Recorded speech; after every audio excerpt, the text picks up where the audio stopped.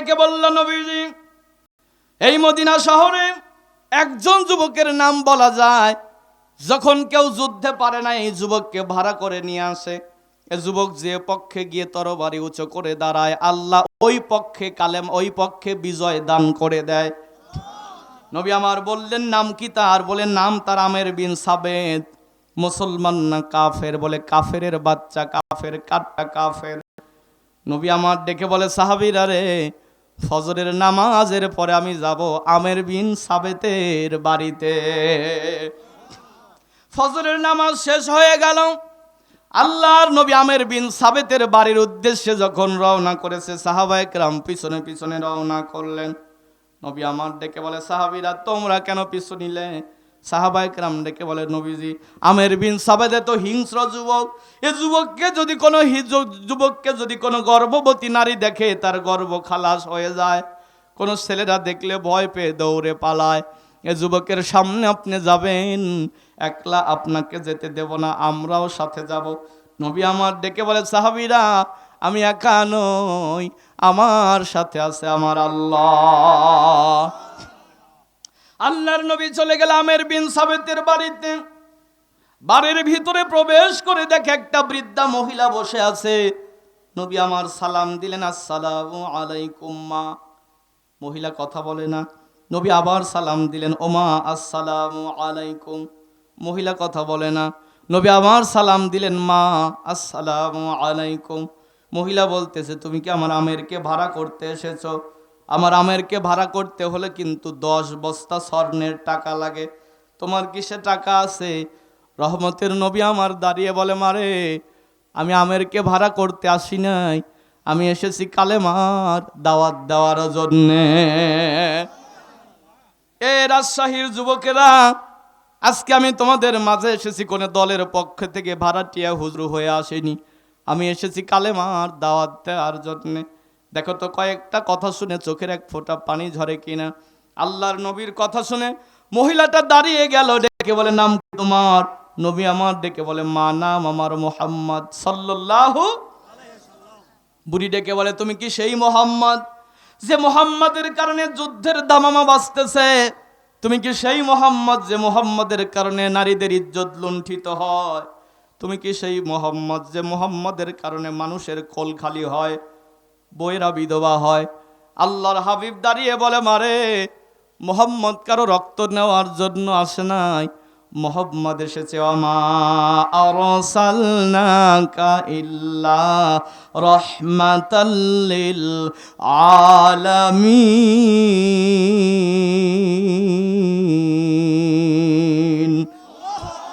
মোহাম্মদ এসেছে তামাম পৃথিবীর রহমত হিসেবে।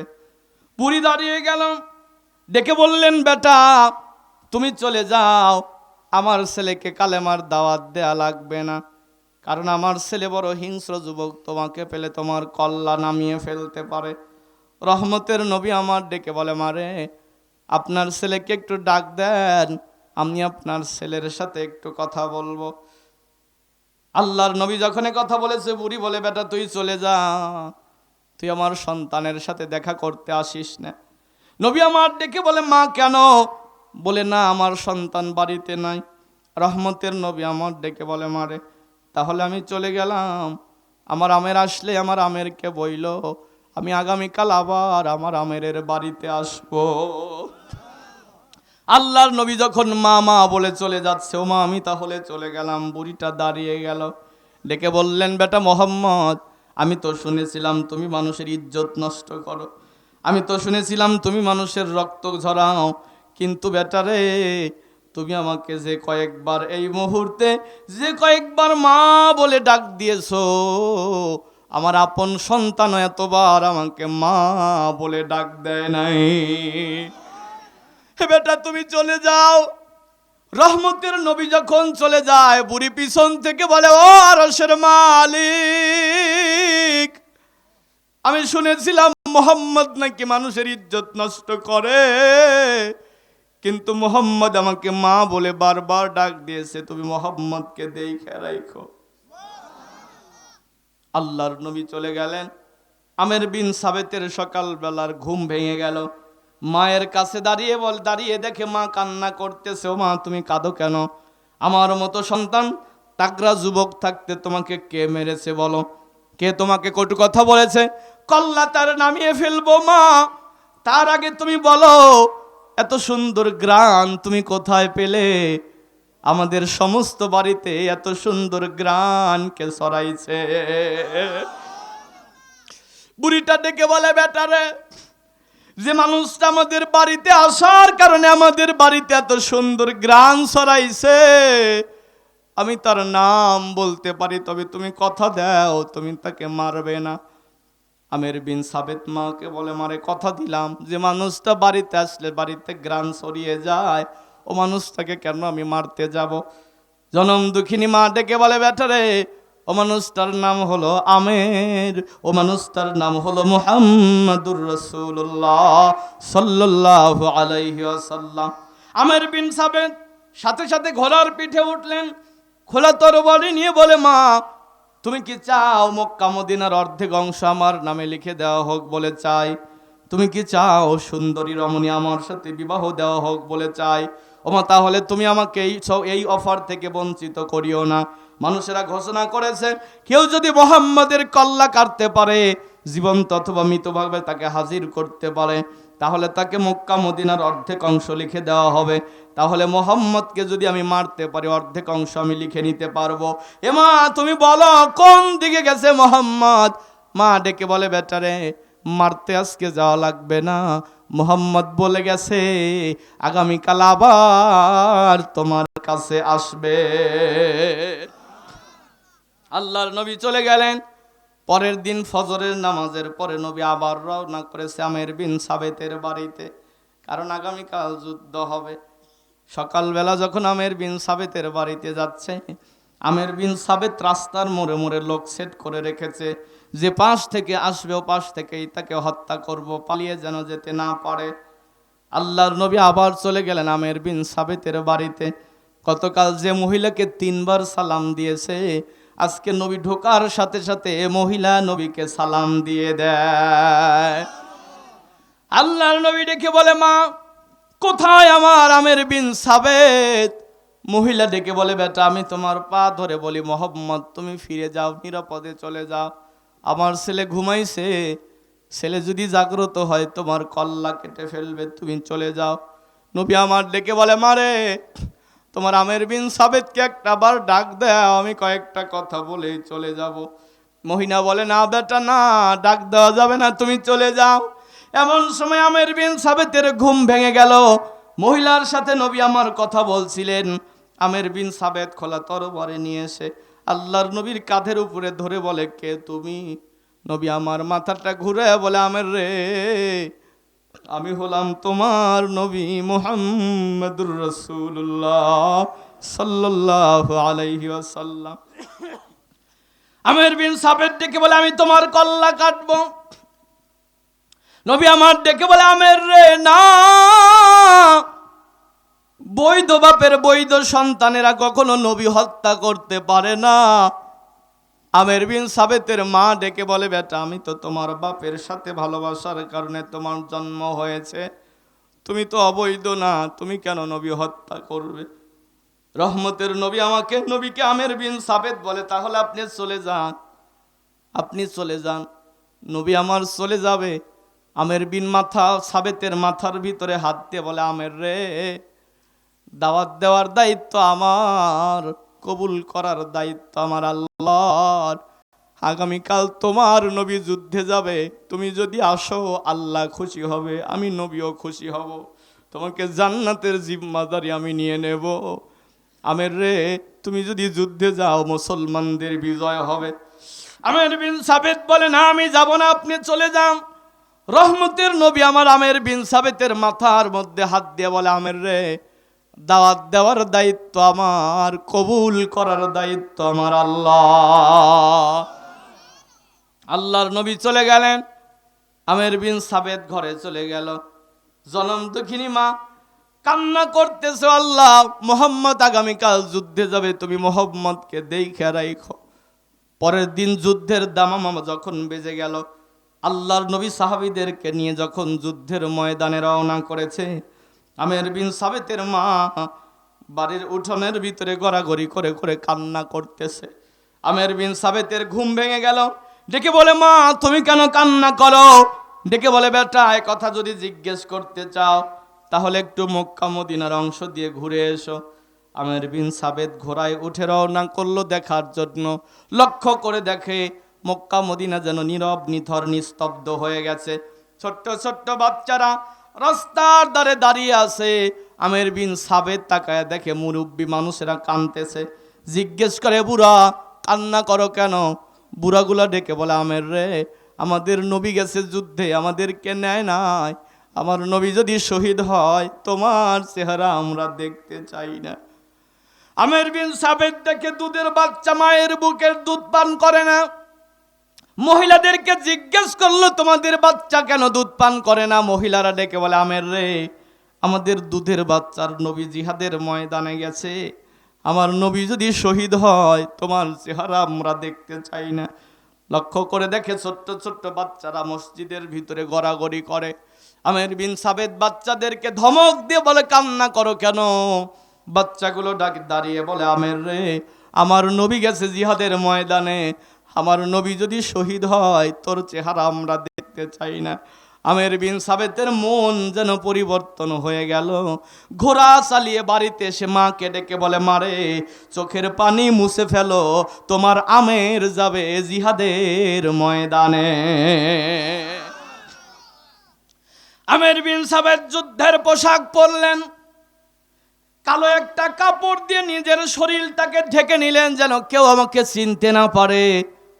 যুদ্ধের রণাঙ্গনের অস্ত্রে সজ্জিত হলেন। মাকে বলে, মারে বিদায় দাও, আমিও যাচ্ছি আমার নবীর সাথে যুদ্ধ করার জন্য। জনম দুঃখিনী মা ডেকে বলে, বেটা দাঁড়াও, সকালের খাবার তো তুমি খাও নাই, খাবারটা খেয়ে যাও। আমের বিন সাবেত নেমেছে, তখনও কিন্তু মুসলমান হয় নাই, ইমানটা বেড়ে গেছে। মাকে ডেকে বলে, মা আমি যুদ্ধে যেতে দেরি হলে যদি আমার নবীকে ওরা শহীদ করে দেয়, এবার তুমি বলো তুমি কি আমাকে মাফ করবে?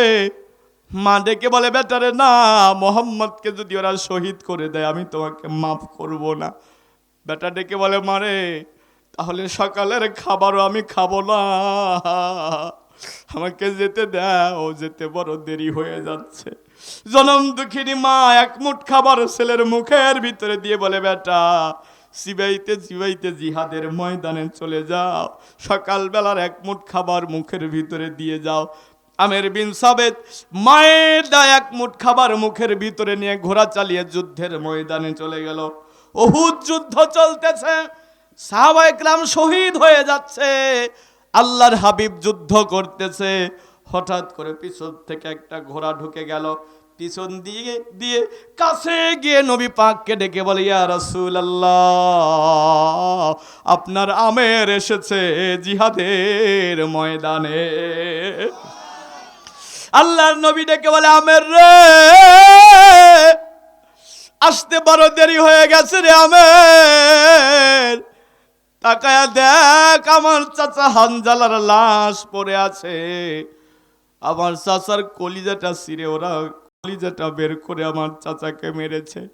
তাকায়া দেখ আমার কত সাহাবী শহীদ হয়ে গেছে, আমের আসতে বড় দেরি হয়ে গেছে। আমের ডেকে বলে, নবীজি বেয়াদবি মাফ করবেন, আমি এখনই যুদ্ধের ময়দানে ঝাঁপিয়ে পড়তে চাই। রহমতের নবী আমার আমের বিন সাবেতের কালো কাপড়টা টেনে ধরে বলে, আমের রে, যাওয়ার সময় আমার হাতে হাত রেখে কালেমা পড়ে মুসলমান হয়ে যুদ্ধে নামো, তুমি যদি শহীদ হয়ে যাও আমি নবী হব তোমার জন্য জান্নাতের জিম্মাদার। আমের বিন সাবেত যুদ্ধের ময়দান থেকে ঘোড়ার পিঠ থেকে হাতটা টান করে দিলাম, আল্লাহর নবীর হাতে হাত রেখে কালেমা পড়ে মুসলমান হয়ে গেল। যুদ্ধের ময়দানে ঝাঁপিয়ে পড়লো, তুমুল হারে যুদ্ধ করতেছে। কাফেরেরা চিনতে পেরেছে আমের বিন সাবেত জিহাদের ময়দানে এসেছে, মুসলমানের পক্ষ নিয়ে যুদ্ধ করতেছে। কয়েকজন কাফের মিলে আমের বিন সাবেতকে লক্ষ্য করে তীর ছোড়া শুরু করলো। একটা কাফেরকে দুনিয়া থেকে বিদায় করে দেওয়ার জন্য তরবারি উঠিয়েছে, হঠাৎ করে একটা তীর এসে আমের বিন সাবেতের ডান চোখের ভিতরে লেগে গেল। আমের বিন সাবেত নওজোয়ান যুবক টান দিয়েছে, তীরের সাথে চোখটা বের হয়ে গেছে। আমের বিন সাবেত তবুও তরবারি চালাইতেছে, হাত উঁচু করেছে, একটা তীর এসে এখানে বিঁধে গেল, হাতটা ছেড়ে গেছে। আমের বিন সাবেত চলতে পারে না, বাম হাত দিয়ে তরবারি চালায়। শত শত কাফেরদেরকে, অনেক কাফেরদেরকে আমের বিন সাবেত জাহান্নামে পাঠিয়ে দিল। কাফেরেরা তাকে লক্ষ্য করে তীর মারতে লাগলো। 80টা তীর এসে তার শরীরের ভিতরে বিঁধে গেল। আমের বিন সাবেত চিত হয়ে পড়ে গেলেন। আকাশের পাখিদেরকে ডেকে বলে, পাখিরা রে, আসতে বড় দেরি হয়েছে, তাই আমার নবীর চাচার লাশ আমার দেখতে হয়েছে, আমার নবীর সাহাবীদের লাশ আমি দেখেছি। এ পাখিরা, আমার নবীর সাথে শেষ দেখাটা আমার হলো না, আমার শেষ সালামটা আমার নবীজিকে পৌঁছায়া দিও। আমের বিন সাবেত পড়ে গেল। কাফেরেরা তরবারি দিয়ে আঘাত করতে লাগলো, হাতটা আলাদা হয়ে গেল, পাটা আলাদা হয়ে গেল। আমের বিন সাবেত দুনিয়া থেকে বিদায় নিয়ে চলে গেলেন, শহীদ হয়ে গেলেন। ওহিদের যুদ্ধ যখন শেষ হয়ে গেল, নবী আমার ডেকে বলে, জিবরাইল ভাই, শহীদ হয়েছে কতজন? বলে, মুসলমানদের 69 জন। 70 জন। সাহাবা একরাম খুঁজে দেখে 69 জনের লাশ পাওয়া যায়। আল্লাহর নবী বললেন, সাহাবীরা 70 জন শহীদ হয়েছে। সাহাবা একরাম দেখে বলে, নবীজি না, 69 জন শহীদ হয়েছে। নবী বললেন, না, খুঁজে দেখো আরো কোনো মুসলমান আছে। দেখে বলে, নবীজি, যে কয়েকজন এসেছিলাম আমরা গুনেছি, আমাদের তো 69 জন শহীদ হয়েছে। আল্লাহর নবীর কাছে এক সাহাবী দৌড়ে এসে বলে, নবীজি, কাফেরদের লাশ তো ওরা নিয়ে গেল, মুসলমানদের লাশ আমরা নিয়ে এসেছি, কিন্তু পাহাড়ের পাদদেশে একটা যুবকের লাশ পড়ে আছে, চেহারা দেখে চেনা যাচ্ছে না। ওই যুবকের গায়ের ভিতরে তীর লাগানো আছে। রহমতের নবী আমার ডেকে বলে, সাহাবীরা আমাকে নিয়ে চলো যুবকের পাশে। নবী আমার তাকিয়ে দেখে আমের বিন সাবেত শহীদ হয়ে পড়ে আছে। ডেকে বলে, আমার সাহাবীরা, এটা তোমাদের জাতি ভাই আমের বিন সাবেত। সাহাবীরা ডেকে বলে, ইয়া রাসূলুল্লাহ, না, আমের বিন সাবেত এ তো মুসলমান না, কাফেরের বাচ্চা, কাফের। নবী ডেকে বলে, সাহাবীরা রে, আমের বিন সাবেত আধা ঘন্টা আগে ছিল কাফের, আর কয়েক মিনিট আগে হয়েছে মুসলমান। এ সাহাবীরা, আমার আমের বিন সাবেতের মুখের সাথে মুখ লাগাও। আবু বকর মুখ লাগিয়ে মুখ সরায় না। নবী বললেন, মুখ সরাও না কেন? ডেকে বলে, নবীজি, আমার আমের বিন সাবেতের মুখ থেকে এত সুন্দর গ্রান আসতেছে, আমি পাগল হয়ে গেছি। নবী আমার ডেকে বলে, সাহাবীরা রে, আমের বিন সাবেত মায়ের হাতের খাবারটাও খেতে পারে নাই। সকালবেলার এক মুঠো খাবার চিবাইতে চিবাইতে যা জিহাদের ময়দানে এসেছে। আমের বিন সাবেত শহীদ হয়ে গেছে। আমের বিন সাবেতকে জান্নাতি খাবার খাওয়ানোর জন্য ফেরেশতারা পাল্লা পাল্লি করে জান্নাতের খাবার খাওয়াইতেছে। এ সাহাবীরা, তোমরা সাক্ষী থাকো, আমি নবী বলে গেলাম, আমার আমের বিন সাবেতের জন্য আমি হয়ে যাব জান্নাতের জিম্মাদার।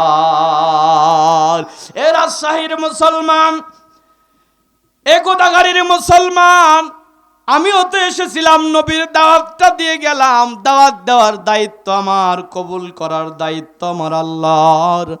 কবুল যদি হয়, মাহফিলটা কন্টিনিউ চলতে থাকবে। কবুল যদি না হয়, বাতিল হয়ে যাবে।